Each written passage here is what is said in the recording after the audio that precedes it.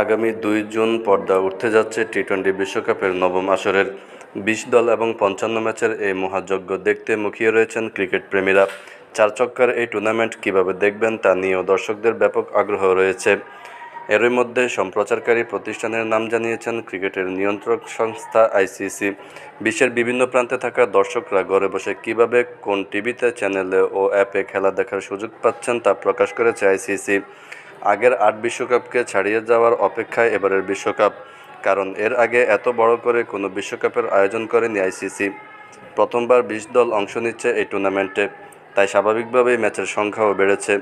জেনে নেওয়া যাক কোন দেশে কোন চ্যানেল এবং অ্যাপে দেখা যাবে ক্রিকেটের এই মহাযজ্ঞ। উপমহাদেশের বিশ্বকাপ খেলার ফিড সরবরাহ করবেন জিডনি। ভারতের স্টার স্পোর্টস ও হটস্টারে দেখা যাবে খেলা। পাকিস্তানের পিটিভি ও টেন স্পোর্টসের পাশাপাশি মাইকো তামাশা অ্যাপেও ম্যাচগুলো দেখা যাবে। বিশ্বকাপের সহ আয়োজক যুক্তরাষ্ট্রের খেলা দেখা যাবে উইলো টিভিতে।